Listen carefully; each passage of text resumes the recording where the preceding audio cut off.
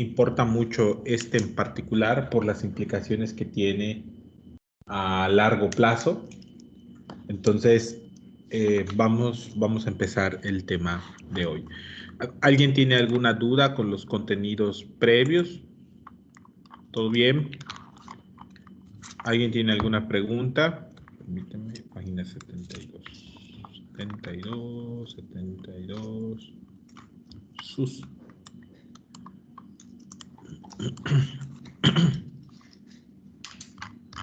Muy bien. ¿Por qué hay que darle importancia a sífilis? Porque no es diagnosticada. Eso es un problema muy común con la sífilis. Se pasa totalmente por alto. Veamos. No, pero es que este recién nacido. Permítanme un momento, chicas y chicos, que quiero mostrarles el contenido de esta guía. Infecciones bacterianas en el adulto, tosferina. Este manual, yo recuerdo, yo tuve la edición, creo que 2009-2010, era yo estudiante del tercer curso cuando conocí este manual. Lo vendían en la biblioteca, costaba 10 pesos. Era un manual de, bueno, existía antes un programa, no sé si les tocó a ustedes, había un programa de venta de libros por parte de la Organización Panamericana de la Salud. Entonces, por ejemplo, un Harrison costaba, no sé, si ahorita cuesta 2.700 pesos, en aquella época, si lo comprabas en la Leo, te costaba 1.800, 1.900 pesos. Bueno, con el programa se llamaba PALS. El programa PALS, el costo del libro era de 900 pesos. O sea, era súper, súper, súper económico. Sobrevino todo se volvió tecnológico. Todo se volvió tecnológico y, pues, obviamente el PALS no tenía apoyo de venta en línea y dejó de existir. De hecho, dejó de existir hace poquito, hace como en 2019 o en 2020, creo que en 2020, antes de que iniciara la pandemia, cerró el programa. Y yo recuerdo que compré libros, porque yo trabajaba en la facultad de enfermería y ahí se coordinaba el programa PALS aquí en el estado. Y recuerdo que compré un Farreras, la edición anterior, bastante bien, 2016 la edición. Me costó 350 pesos. Y me compré un Patología de Robbins. Ese me costó 250 pesos.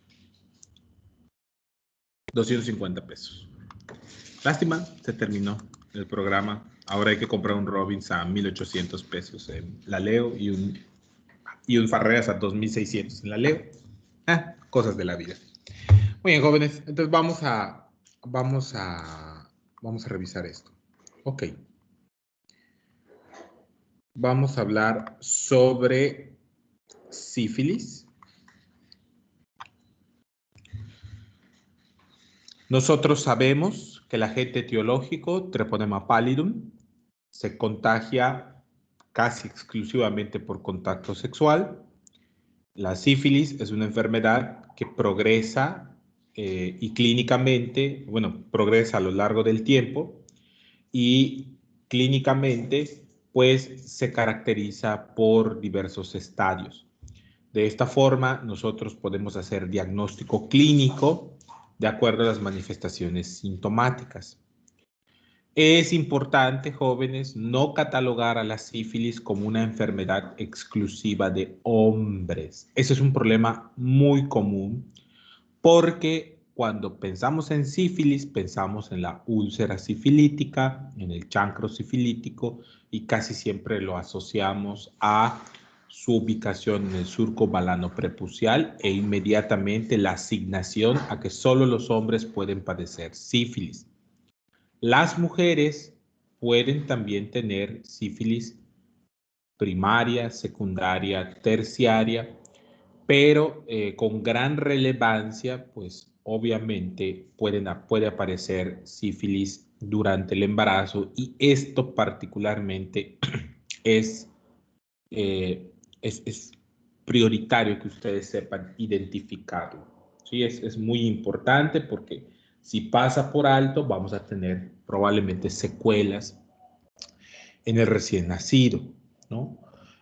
Si bien es cierto que es mucho más frecuente en los hombres por los hábitos sexuales o mucho más fácil diagnosticarlo en hombres porque pues muchos de ellos identifican una lesión peniana y eso les lleva a la consulta, siempre hay que tener en cuenta que puede aparecer en cualquiera de los dos sexos. De hecho, yo particularmente he leído en algunas fuentes que la prevalencia es igual en ambos sexos, solo que es más común hacer el diagnóstico en hombres por el sitio de aparición de las lesiones, ¿no? En el caso de las mujeres, como puede aparecer en la cara interna de los labios menores o mayores, pues pasa desapercibida, principalmente porque el chancro sifilítico, su principal característica es que es totalmente indoloro. Bien, entonces, ya saben ustedes, hay sífilis primaria, sífilis secundaria, terciaria y periodos de latencia. Los dos periodos de latencia son latencia temprana, latencia tardía, ¿ok? O indeterminada. La latencia temprana se considera, aquí el texto lo maneja con 2 años, la mayoría de las fuentes habla de 1 año. Es decir, voy a ponerles un ejemplo, llega un adulto a la consulta con un resultado de BDRL positivo, no tiene síntomas sifilíticos primarios, secundarios o terciarios y preguntan ustedes si ha tenido alguna lesión o alguna manifestación clínica y el paciente comenta que recuerda que tuvo una úlcera hace 6 meses. Estamos hablando de una sífilis latente temprana, es decir, estamos en el primer año después de haber identificado alguna lesión. Y después, si esto es después de 1 año o si de plano no recuerda él ningún tipo de manifestación, tendremos que hablar de sífilis latente tardía o sífilis de evolución indeterminada. Entonces, no se les olvide, sífilis primaria, secundaria, terciaria, latente temprana y latente tardía. Generalmente, la latente temprana y tardía se ubica entre la sífilis primaria y secundaria, habitualmente. Entonces, es importante que recuerden que el diagnóstico clínico depende que ustedes identifiquen los síntomas. Por ejemplo, la sífilis primaria pues produce el chancro, la úlcera sifilítica, ¿no? Este chancro característico es una lesión que habitualmente está en el surco balano prepucial, pero pudiera estar en cualquier otra ubicación, puede estar en el glande, puede estar en el cuerpo del pene, puede encontrarse en el escroto, puede encontrarse en las ingles. La idea es que el sitio de inoculación es el sitio en donde aparece el chancro sifilítico. Para poder identificar un chancro sifilítico, asumimos que habitualmente es único. Único, jóvenes, no más de 2, no tiene varias lesiones, no es eritematoso, es una única lesión muy bien delimitada. Los bordes son muy nítidos, o sea, yo identifico realmente que esto es una úlcera. Y los bordes están bien delimitados, elevados. El centro suele ser un centro limpio, ¿sí? Que no tiene fibrina, que no tiene secreción. Y la principal característica de la úlcera o chancro sifilítico es que es indoloro. Esto muchas veces hace que las personas no acudan a la consulta porque desaparece espontáneamente en 2 a 3 semanas, ¿sí? Aunque yo no sé qué tipo de persona no va a la consulta cuando aparece una lesión en sus genitales, pero bueno, la vida es un mar de aventuras. Entonces, los pacientes no van. A diferencia del chancroide. El chancroide, por Haemophilus ducreyi, yo soy totalmente honesto con ustedes, yo he visto 8 casos de sífilis primaria, 2 de secundaria, Una que sospechamos que es terciaria porque tenía un aneurisma aórtico, una dilatación aórtica evidente en la radiografía, fue por palpitaciones, datos de insuficiencia cardíaca, un adulto joven. Sospechamos que eso nunca regresó con la confirmación diagnóstica, pero pues pensamos que era una sífilis terciaria. Y si soy totalmente honesto, chancroide, Hemophilus ducreyi, chancro blando, solo he observado un caso, un solo caso. Y en el caso del chancroide, jóvenes, definitivamente la lesión es totalmente distinta. Es una lesión mal delimitada, mal bordeada, es una secreción con es una lesión con abundante secreción. Decimos que la úlcera es sucia y puede haber más de una, ¿ok? Puede haber más de una. Eso sí, jóvenes, el chancro blando, el chancroide es extremadamente doloroso. Es muy doloroso. Entonces, cuando llega a la consulta un adulto, hombre o mujer, que refiera dolor genital en una zona específica, hay hábitos sexuales de riesgo, o que refiera abiertamente que tiene una lesión en la piel genital, revisen.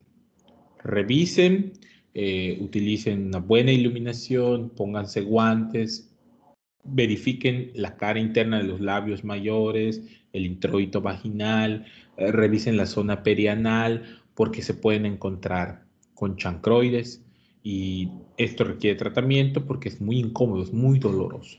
Entonces, lejos de ahí, lo importante es que identifiquen estas dos úlceras porque, pues, en cuanto a las úlceras que se producen por virus herpes, típicamente son úlceras, escuchen bien, son úlceras con vesículas. Suele haber vesículas, suele haber úlceras, son múltiples. Aquí sí, son múltiples, son varias y generalmente están sobre un fondo eritematoso, es decir, la piel sobre la cual aparecieron las úlceras y las vesículas son eritematosas, es eritematosa y los pacientes refieren dolor urente. Comentan que tienen dolor ardoroso. Eso a diferencia del dolor lacinante que produce el chancroide y la ausencia de dolor de la úlcera sifilítica, del chancro sifilítico. Entonces, no hay pierde. Bueno, les diré, en medicina te puedes encontrar con muchas cosas, pero no suele ser difícil el diagnóstico clínico diferencial entre estas tres presentaciones. Ahora, sí quisiera hablarles de la sífilis secundaria. Hay un caso, bueno, en el New England Journal of Medicine siempre hay un reto de imagen, pueden ustedes entrar. No recuerdo bien si durante la pandemia, en agosto o en julio, no recuerdo bien, se publicó un caso de lesiones en palmas y plantas de los pies, lesiones eritematosas en palmas y plantas de los pies. Bueno, eso eran sifílides. Eso es sífilis secundaria, jóvenes. ¿Sí? La lesión más útil para el diagnóstico de sífilis secundaria son los sifílides, que aparecen habitualmente en las palmas y en las plantas de los pies. Es un exantema papular, rojo, ¿sí? No debería aparecer en palmas y plantas. Los pacientes pueden tener fiebre, malestar general, mialgias, artralgias, ¿ok? Y también pueden empezar a perder el cabello en caso de sífilis secundaria. Esta sífilis secundaria puede aparecer en un periodo aproximadamente de 8 semanas desde que desaparece la úlcera sifilítica hasta 1 o 2 años después del contacto. ¿Ok? Entonces, tengan en cuenta que la posibilidad de que se encuentren con un caso de sífilis secundaria, pues existe y deberán identificar las sífilides. Sí, ahí está el exantema, lesiones mucocutáneas, linfadenopatías, mialgias, artralgias, fiebre, pérdida del cabello, deberán pensar en sífilis secundaria. Y la sífilis terciaria, jóvenes, la realidad es que entra como parte del diagnóstico diferencial de muchos trastornos que no deberían estar presentes en adultos jóvenes. Sí, por ejemplo, si hay un síndrome neurológico focalizado que sugiera desmielinización en un adulto joven, hay que investigar sífilis. Hay que investigar sobre sus hábitos sexuales y hay que investigar sobre sífilis. Si hay insuficiencia cardíaca sin antecedente de valvulopatía congénita o malformación congénita, o sin antecedente de fiebre reumática o endocarditis previa, bueno, ¿saben qué? Hay que pensar en dilatación aneurismática de la aorta, y si lo encuentran o ven una radiografía que sugiera que la aorta proximal está dilatada, oigan, eso puede ser sífilis.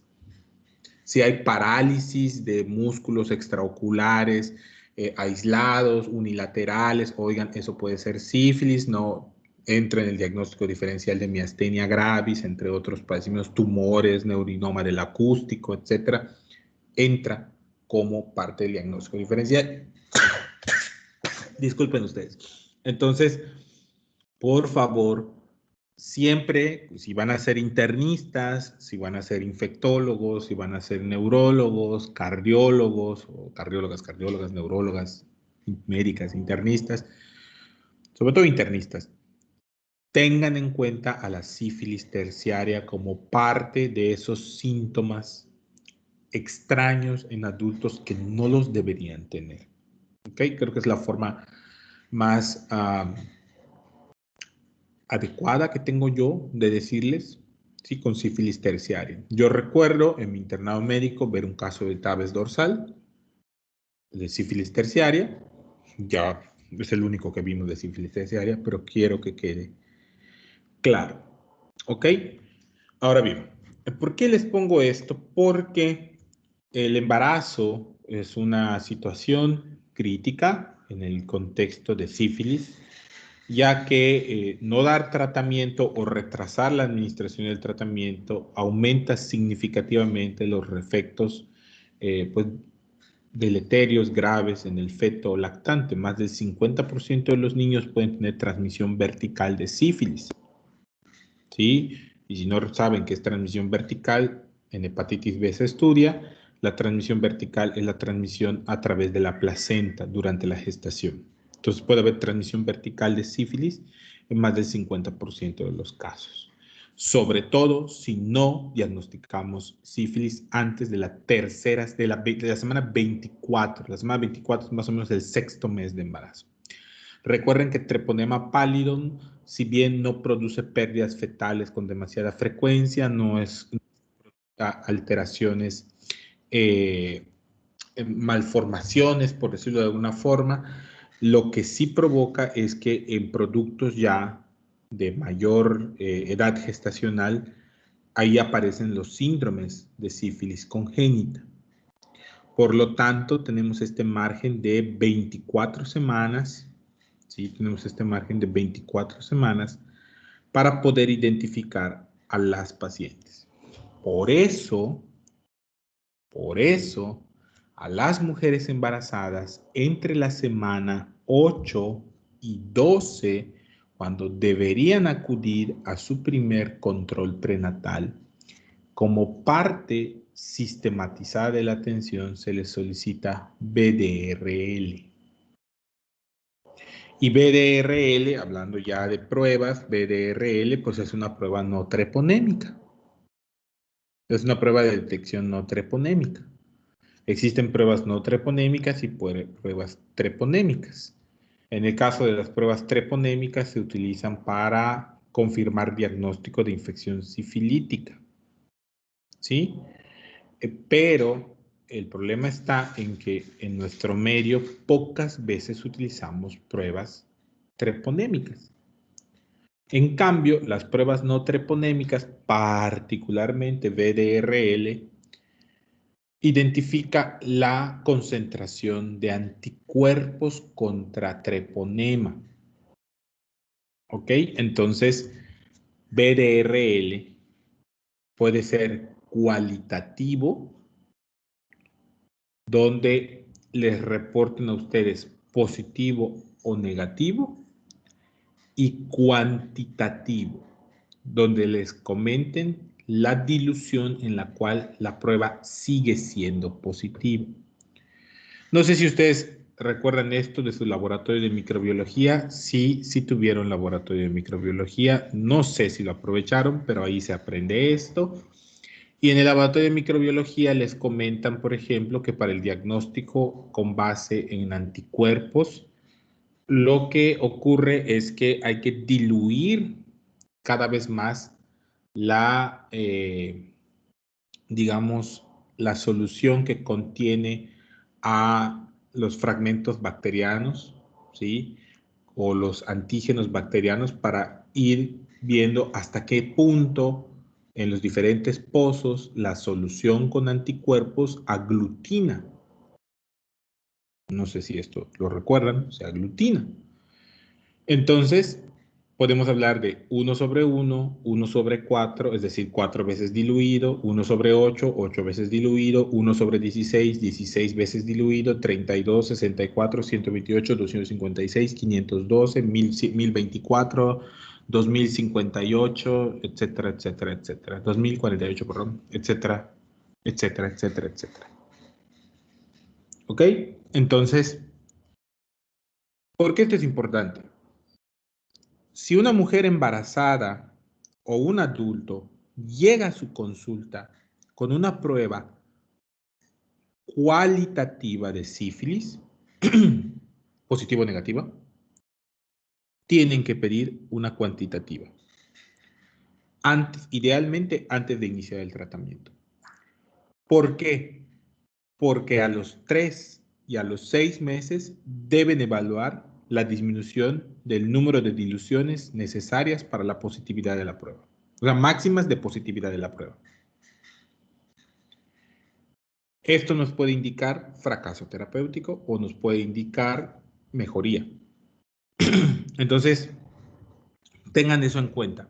Si yo tengo a un adulto que llega a la consulta, que tiene una prueba de sífilis cualitativa positiva, yo debo solicitar valores cuantitativos del BDRL sin dar tratamiento. Cuando ya tenga el resultado, dar el tratamiento. Esto no siempre es posible, jóvenes. Tanto como por motivos de que la persona regrese o no al consultorio, cuando es en la atención privada, como porque no siempre está disponible la prueba cuantitativa. Entonces, idealmente hay que hacer prueba cuantitativa. ¿Por qué? Y aquí se los voy a mostrar. Porque las pruebas cuantitativas se utilizan para monitorear la enfermedad y la respuesta al tratamiento. ¿Sí? Lo ideal es que al menos en 3 a 6 meses, generalmente en 3 meses, deba haber reducido 2 diluciones. Por ejemplo, si yo estaba en 1 sobre 64, mínimo deberé haber llegado a 1 sobre 16. ¿Sí me explico por qué? Porque el siguiente después del 16 es 32 y lo siguiente es 64. Entonces, mínimo deberé haber disminuido 2 diluciones. ¿Sí? Entonces, ténganlo en cuenta. Esto es pregunta de examen. Generalmente, los pacientes con sífilis primaria negativizan el BDRL. Generalmente. Entonces, ahí dice, ahí le comenten, de 3 a 6 meses y las personas efectivamente curadas se vuelven negativas con el tiempo. Entonces, tengan en cuenta que muchos de estos pacientes a los 6 meses ya son negativos, pero hay algunos que van a tardar más tiempo en negativizar siempre y cuando evalúen no hay un aumento de la dilución, ¿sí? Y hay unos cuantos que todo el tiempo van a ser positivos. No significa que estén infectados.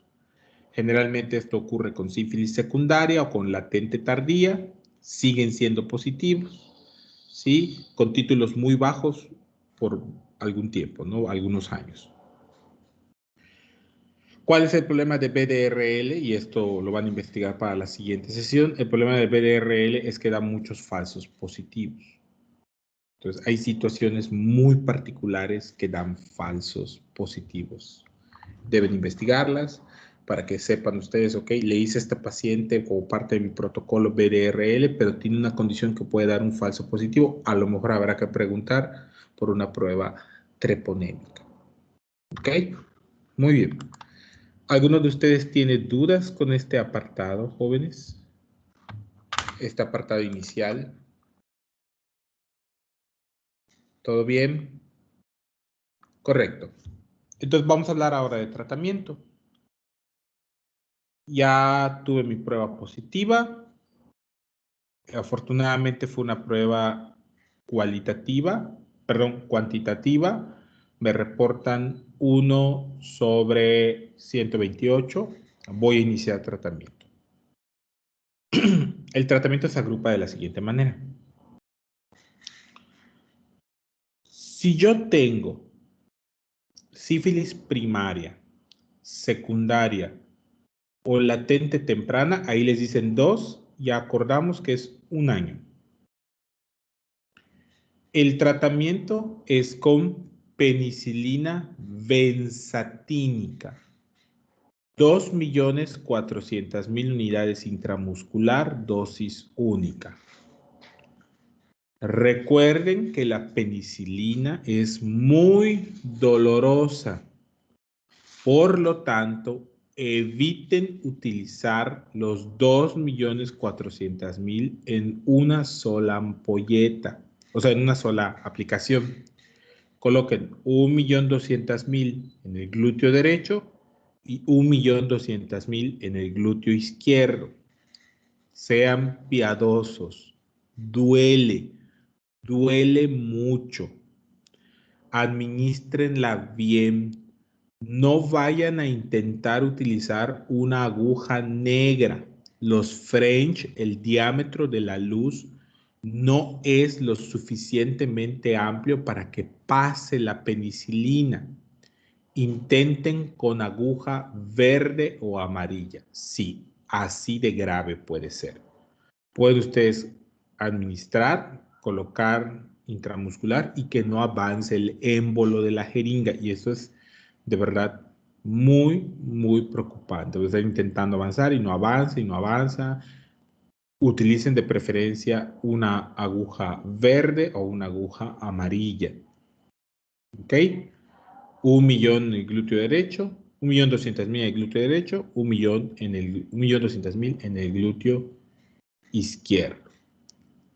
Aplíquenla bien, intramuscular profunda.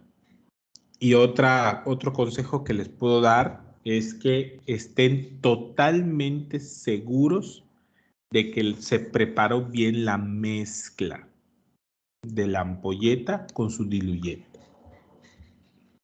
Porque luego se forman cúmulos, se forman grumos y estos obstruyen el paso a través de la jeringa. Una vez más, primaria, secundaria, latente temprana, una sola aplicación de penicilina G benzatínica, 2.400.000 unidades. La otra opción, jóvenes, es que utilicen penicilina procaínica. Pero realmente van a ustedes aplicar 10 días de penicilina procaínica. Y ya habíamos comentado también que en el mercado mexicano no tenemos penicilina procaínica sola, viene en combinación con cristalina. Tendrían que utilizar 2 ampolletas de Penipot, ¿sí? O de Pemprisoni, no me acuerdo cómo se llama la marca original ahorita, se me acaba de ir. Pemprocilina, ahí está, pemprocilina. Tendrían que usar 2 ampolletas todos los días durante 10 días. Es muchísimo. Es muchísimo. Ahora, ¿qué ocurre si yo tengo una sífilis latente tardía?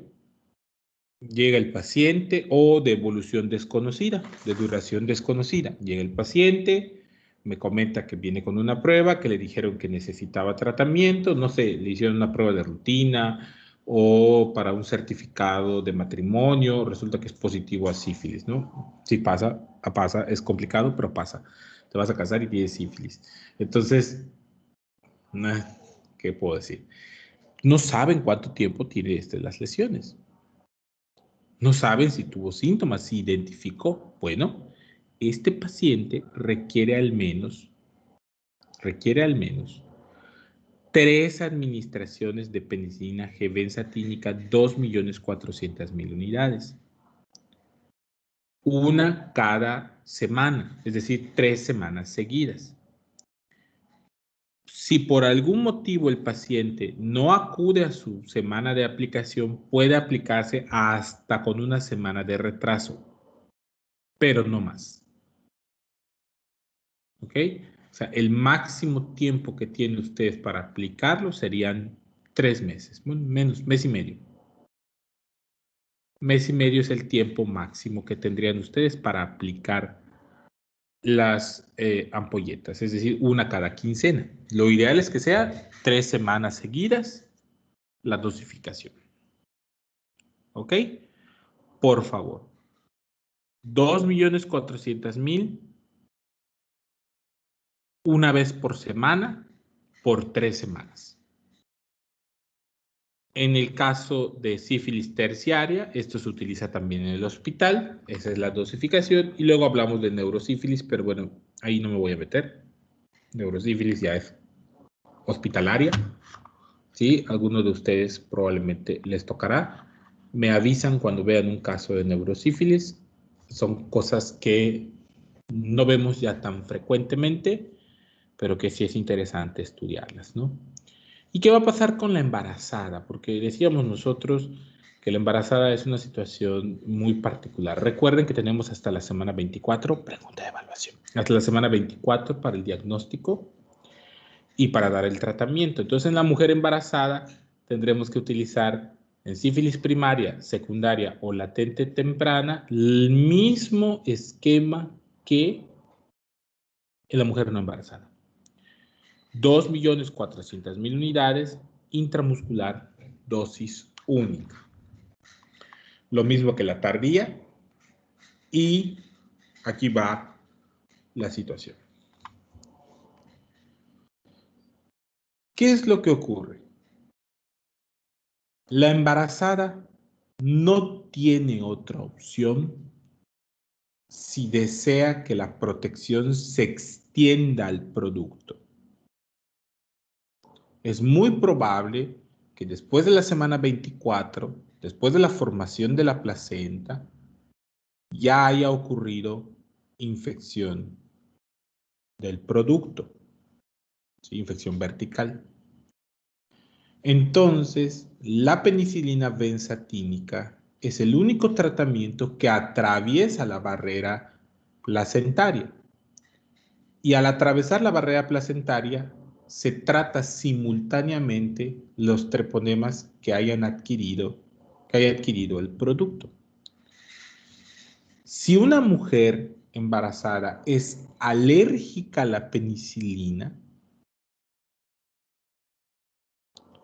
en ese caso tendremos que utilizar desensibilización. Y esto lo tiene que ver inmunología, tiene que verle urgentemente inmunología para tratar de desensibilizar a esta mujer y que pueda recibir su esquema de penicilina G benzatínica. ¿Por qué les dan otras opciones? Les dan otras opciones porque esas opciones son para la mujer embarazada, pero no para el producto. Tienen ustedes eritromicina, ceftriaxona o acitromicina. Pero no son terapias que puedan proteger al producto de una infección congénita. De hecho, si este bebé logra el término y el parto, el nacimiento, deberá recibir tratamiento con penicilina. Ahí lo pueden ver. Entonces, por favor, traten a las mujeres embarazadas con sífilis tengan en cuenta que necesitan ustedes diagnosticar a estas pacientes. Traten de educar a la población para que en caso de embarazo se hagan las pruebas lo más pronto posible. Y eso incluye pruebas, sabemos nosotros, ya saben ustedes, que tienen que detectar bacteriuria asintomática, que tienen que detectar sífilis, que deben identificar VIH, que deben diagnosticar diabetes gestacional, que deben identificar anemia, que deben indicar consumo de ácido fólico. Todas estas estrategias jóvenes tienen la intención de que el embarazo tenga el menor riesgo posible. Entonces, por favor, identifiquen a sus embarazadas con sífilis, trátenlas y si por alguna trampa del destino les toca una mujer embarazada, alérgica a la penicilina, que le produce angioedema, broncoespasmo, pues hay que mandarla como urgencia a inmunología para que la desensibilicen y entonces puedan utilizar su esquema, porque si no, de verdad va a contagiar a su producto y van a tener a un niño con sífilis congénita. Y ahí están los tratamientos para sífilis congénita. ¿Sí? Nada más en la última parte les muestro. Si el título de anticuerpos aumenta 4 veces o no disminuye por lo menos 4 títulos en 6 meses, los síntomas persisten donde ocurren.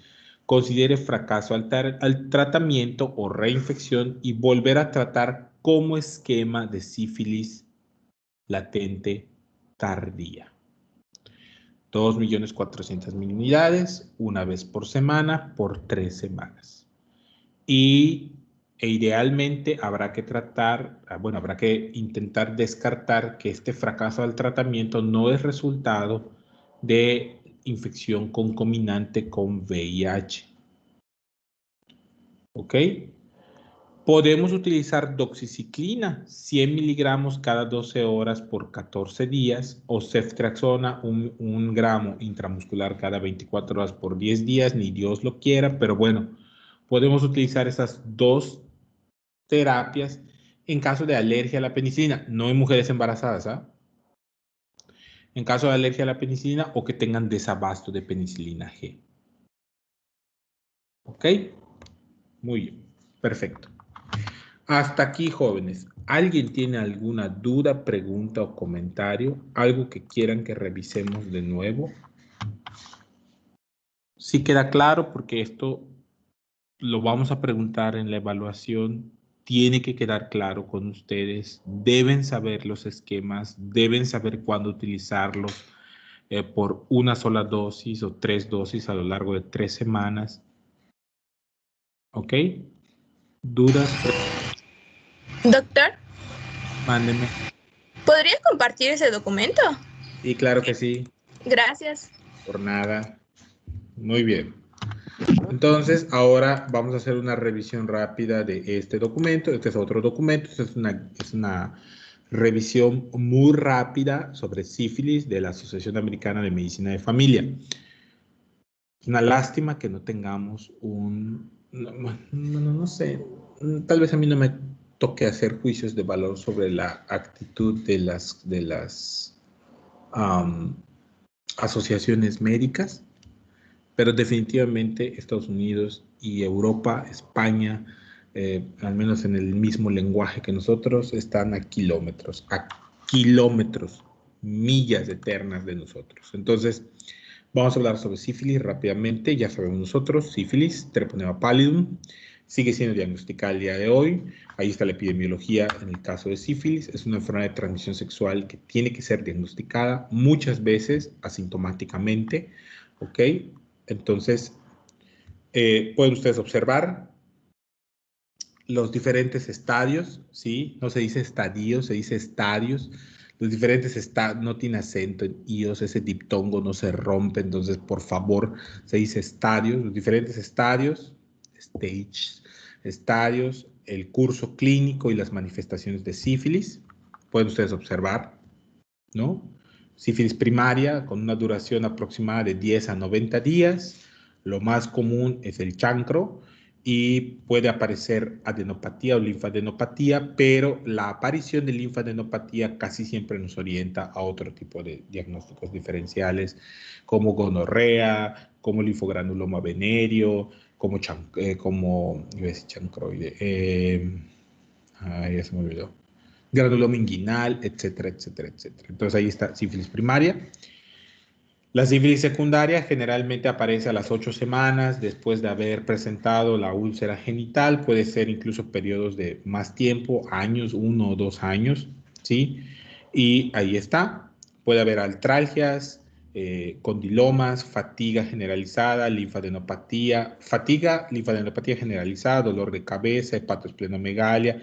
Y lo más importante es los sifílides, esa es la forma en cómo hacemos diagnóstico.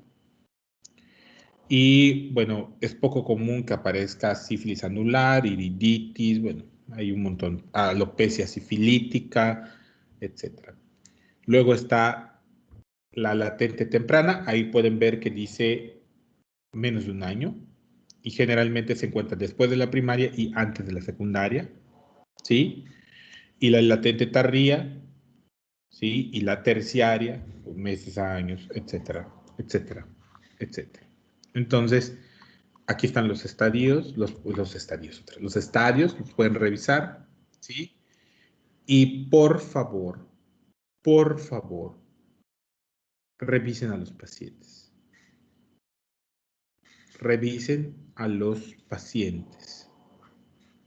¿Ok? Sífilis secundaria, sífilis primaria, ¿sí? Vean a los sifílides cuando aparecen en palmas y plantas. Y no voy a meter mucho en esto porque se los voy a mandar para que ustedes lean, pero aquí lo pueden ver. Este es el algoritmo. Pacientes con riesgo de sífilis, ¿sí? Pruebas no treponémicas, que generalmente es la BDRL, ¿sí? Aquí está, Venereal Disease Research Laboratory Test. Entonces, si es positiva o negativa, si es negativa, si es positiva, fíjense, si es positiva, les piden hacer una prueba cualitativa. Si es positivo y es mayor de 1 a 4, hay que dar tratamiento. ¿Ok? Entonces, bueno, eso es una forma de hacer diagnóstico. Y ahí están los esquemas. No difieren mucho de lo que aprendimos nosotros. Primaria. Aquí están las opciones para personas alérgicas a la penicilina. Latente temprana. Latente tardía o de desconocimiento. Miren, son exactamente iguales. ¿Sí? Y ahí están las recomendaciones en general, jóvenes, que creo que estas son importantes que revisen. ¿Sí? El nivel de evidencia, bueno, ¿sí? El nivel de evidencia, la fuerza de la evidencia, si es AC, AC, vean, todas las mujeres deben ser diagnosticadas o debe hacerse escrutinio sobre sífilis en la primera visita prenatal. A, ok, ahí está, miren, no deben hacer diagnóstico. Es algo muy chistoso porque no está recomendado el screening en pacientes asintomáticos, en mujeres no embarazadas y en adolescentes que no tienen incremento del riesgo, ¿sí? Penicilina sigue siendo el tratamiento de primera elección. No vayan a elegir otro, por favor. Y es importante que cuando se diagnostiquen sífilis deberán hacer una prueba de VIH. Listo, jóvenes. Ahorita se las voy a mandar. Es diagnóstico, recomendación súper rápida. ¿Alguien tiene alguna duda, pregunta, comentario, jóvenes? Esto es lo más elemental, lo mínimo que deberían saber para tratar sífilis en atención primaria. ¿Todo bien? Ok. Entonces, vamos a hablar de las otras úlceras genitales. Este es otro documento también de la Asociación Americana de Médicos de Familia. Y permítame un momentito.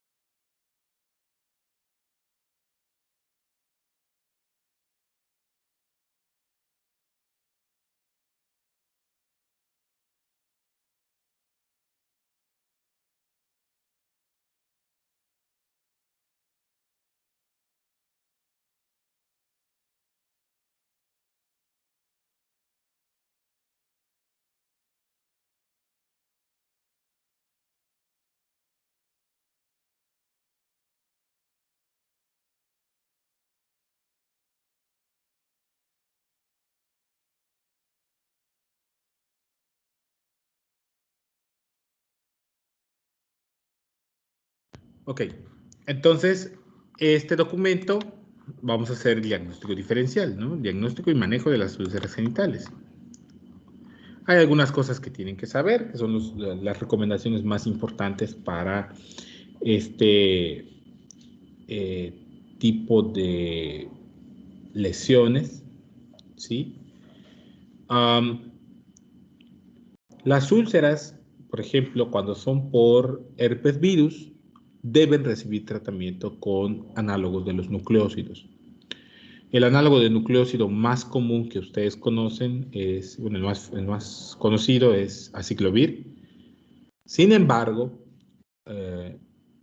aciclovir tiene la desventaja de que se tiene que consumir varias veces al día y esto puede repercutir en el apego terapéutico porque aciclovir se degrada muy rápido.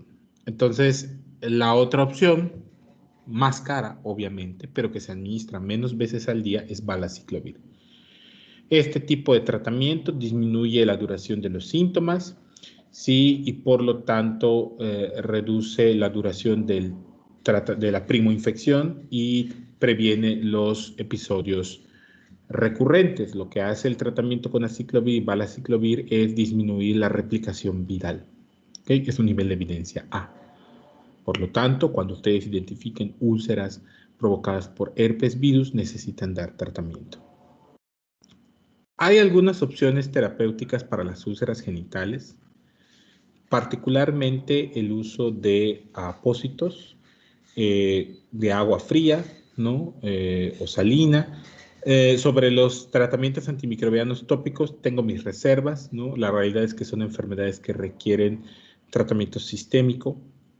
Van a requerir analgésicos orales, son dolorosas en algunos casos, ¿sí? Se puede utilizar soluciones de Saburó, luego vamos a hablar de esto. Entonces, es importante, aunque sí reducen el edema, la inflamación y el dolor, no son el tratamiento principal. ¿Ok? Entonces, ahí les hablan también, por ejemplo, de que las parejas que tienen infección las parejas de las personas que tienen infección por herpes virus, ¿sí?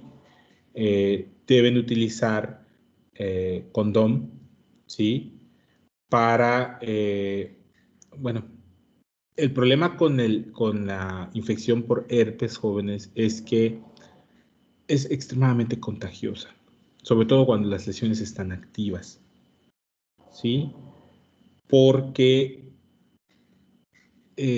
se contagia muy rápido y el problema de las infecciones por herpes genital es que hay muchas recurrencias, ¿sí? Hay muchas recurrencias. A diferencia de otros agentes de transmisión, el uso de dispositivos de barrera sí disminuye el riesgo de contagio durante el episodio de herpes, pero no del todo. No elimina por completo el riesgo de transmisión. Entonces, ténganlo en cuenta.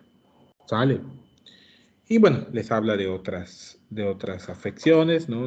Particularmente, creo que esto es con úlceras. Y ahí están, ¿no? Los diagnósticos diferenciales de las úlceras genitales incluyen infecciones por herpes virus simple, sífilis, chancroide, linfogranuloma venéreo, granuloma inguinal, que es la donovanosis, las infecciones fúngicas, raro que una cándida produzca lesiones ulcerosas o ulcerativas en genitales, ¿ok? Y pues obviamente aquí sí quiero hacer yo una observación. Hay algunas enfermedades que pueden provocar úlceras, particularmente el síndrome de Behçet, la psoriasis, que puede provocar psoriasis en gotas, y las psoriasis en gotas pueden simular la aparición de una úlcera genital. Sin embargo, el paciente tiene lesiones en otros sitios de la piel fuera de los genitales, o hay el antecedente de la formación de placas, o hay el antecedente de prurito intenso, de escamación intensa, etcétera. ¿Sí? El trauma sexual en el contexto, por ejemplo, de violencia sexual, de abuso sexual, es importante que lo tomen en cuenta, y algunas enfermedades granulomatosas como la granulomatosis de Wenneger. Entonces, Independientemente de eso, lo más común es que nosotros encontremos úlceras de transmisión sexual, ¿no? Y aquí pueden ver, por ejemplo, ¿no? Aquí es lo que yo les decía. Esta es una lesión por herpes virus. Pueden ustedes observar múltiples lesiones ulcerativas. La paciente, en este caso, suelen comentar dolor ardoroso, urente, quemante, lacinante, incómodo, ¿no? Y aquí están, por ejemplo, el tratamiento clásico, ¿sí? Ahorita lo vamos a revisar, pero aquí está el tratamiento. Herpes, ¿ok? El de sífilis. Ahí está, por ejemplo, la úlcera sifilítica. Pueden ver cómo es una úlcera bien ubicada, redondeada, bordes limpios, centro limpio, no dolorosa. ¿Sí? Un chancroide, noten la diferencia. Úlcera sifilítica, chancroide irregular, bordes mal delimitados, sucia. Esta suele ser dolorosa. Y observen cómo está en la cara interna de los labios menores. ¿Ok? Entonces, ¿cuáles son los tratamientos que tengo que aprender? Los voy a leer de aquí.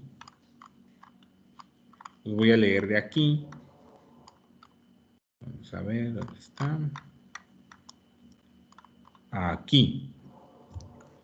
Si yo sospecho que una lesión es por Haemophilus ducreyi, el tratamiento debe ser con acitromicina, 1 gramo vía oral, dosis única, o ceftriaxona 250 miligramos intramuscular, dosis única. Si por algún motivo no tengo disponibles estos fármacos, puedo utilizar ciprofloxacino 500 miligramos cada 12 horas por 3 días. No más tiempo. Ciprofloxacina 500 miligramos cada 12 horas por 3 días. Si la sospecha es Haemophilus ducreyi. ¿Ok? Recuerden, acitromicina 1 gramo vía oral, es como si estuviera tratando Clamidia trachomatis, o ceftriaxona 250 miligramos intramuscular dosis única, como si yo tratara gonococo. Si no tengo disponibles esos fármacos, puedo utilizar ciprofloxacina. La paciente que tuvimos con chancroide, le dimos acitromicina y no respondió al tratamiento. Tuvimos que emplear ciprofloxacina y a las 48 horas estaba muchísimo mejor. Entonces, porfa, que lo tengan en cuenta. Pueden tener la necesidad de utilizar estos fármacos. No me voy a meter con linfogranuloma venéreo, solo quiero que sepan que aquí el tratamiento es con doxiciclina, se forma un bubón, busquen en internet qué es un bubón, lo vamos a discutir en la siguiente sesión. Son 100 miligramos cada 12 horas por 21 días y es doxiciclina. No vayan a dar dicloxacilina porque van a quedar, se los juro, van a super quedar, ¿sí? Es como si dieran metimazol en vez de metamisol, por favor. Y en el caso del herpes, aquí sí, vamos a ser muy claros, muy claros. Se puede usar aciclovir en embarazadas, ¿ah? Prohibido decir, no puedes dar aciclovir para que te embarazan a mi paciente. ¿Y cómo las tratas cuando tienen varicela? Las embarazadas son un grupo de riesgo para varicela, hay que darles tratamiento con aciclovir. Entonces pueden usar aciclovir. Aquí va. Si es infección primaria, la primoinfección, la primera vez que tienen lesiones, son pacientes que llegan generalmente jóvenes con síntomas sistémicos. Llegan con fiebre, mialgias, artralgias, dolor inguinal porque hacen adenopatías y comentan que tienen ardor vulvar, que tienen llagas, así se dice aquí en Yucatán, que tienen heridas en la vulva, entonces, o en el pene. Cuando ustedes revisan e identifican las lesiones ulcerativas, ¿sí? Las vesículas, esto es un herpes simple. El herpes simple, jóvenes, se debe tratar con aciclovir. Y la pauta que yo les recomiendo, porque de verdad es darle muchas vueltas al asunto, es 400 miligramos cada 8 horas por 10 días, de 7 a 10 días. ¿Sí? De 7 a 10 días. ¿Por qué no les recomiendo utilizar 200 miligramos 5 veces al día? Porque los pacientes no cumplen con el tratamiento. Entonces, la recomendación es aciclovir 400 miligramos cada 8 horas de 7 a 10 días. Ahora, la otra opción que yo tengo, jóvenes, es valaciclovir. Y valaciclovir lo tengo en presentación de 500 miligramos cada 12 horas por 7 a 10 días. O sea, los pacientes se apegan mejor al valaciclovir.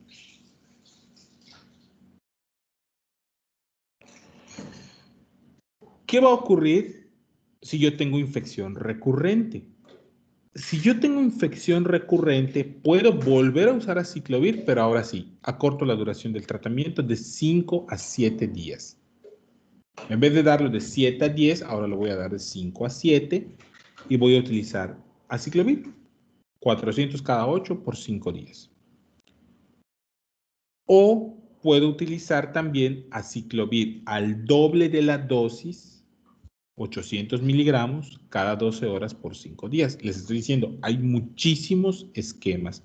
Para no hacernos bolas, porque la realidad es que la presentación más económica de aciclovir suelen ser tabletas de 400 miligramos, se llama Lesaclor, además se los voy a mostrar. Ay, quítate de acá. Esta es la presentación de aciclovir más económica que ustedes pueden encontrar, Lesaclor. No den cremita, por favor, también quedan. Entonces, Lesaclor, a ver. En tableta se llama Maclop. Es aciclovir. Y es de 400 miligramos. ¿Sí? Entonces, es de 400 miligramos. Si queremos usar aciclovir original, pues tienen ustedes, por ejemplo, cicloferón en tabletas de 400 miligramos.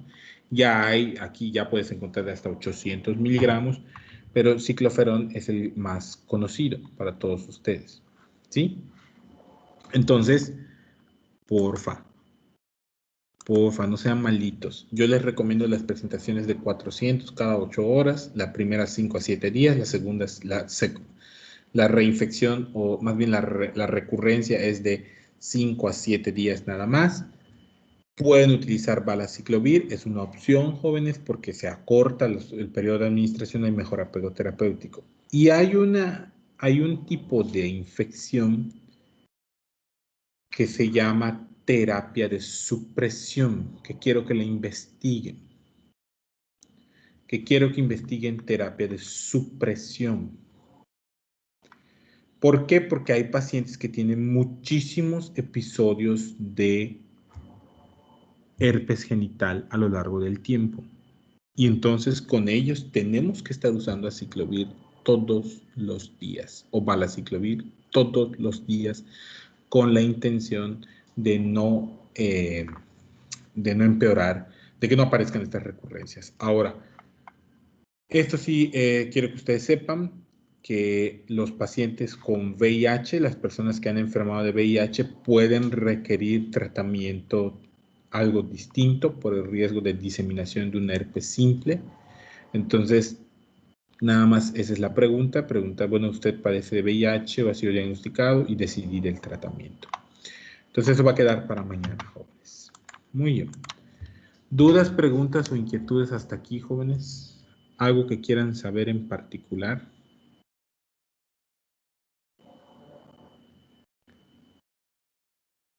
¿Todo bien? Ok. Entonces, ¿qué vamos a revisar? ¿Qué pasó? ¿Todo bien? ¿Qué vamos a revisar después? La siguiente sesión vamos a ver vaginitis, o sea, vamos a terminar, quiero que revisen esto de recurrencia, ¿sí? O sea, de terapia de supresión con aciclovir. Vamos a revisar vaginitis, vulvovaginitis, y vamos a ver enfermedad pélvica inflamatoria, y vamos a revisar también piodermias. ¿Qué piodermias? Vamos a revisar impétigo erisipela, celulitis. Esas tres, porque todas las demás requieren habitualmente o interconsulta a infectodermatología o envío al hospital, ¿no? Una miositis, una fascitis necrotizante, un síndrome de Fournier, necesitan tratamiento en el hospital. ¿Ok? Entonces, eso es lo que vamos a estudiar. Y después de las piodermias, o junto con ellas, vamos a estudiar hongos. Vamos a ver hongos cutáneos. Entonces, y escabiasis. Y la última parte, lo último que vamos a estudiar son parásitos. Y ya, terminamos. Muy bien. ¿Alguna pregunta, duda, comentario? ¿Todo bien? Bueno, les envío los documentos. ¿Sale? Sí, doctor, gracias. Muy bien. Nos vemos. ¿Cuándo presentan P? ¿Ya me dijeron? ¿El qué? El 11, creo. Ah, está bien. Estamos bien. Está bueno entonces. Cuídense y ya esta semana nos ponemos de acuerdo para la fecha de evaluación. Bye, bye. Que estén bien. Gracias, doctor. A ustedes, Gracias, chicas, chicos. Bueno.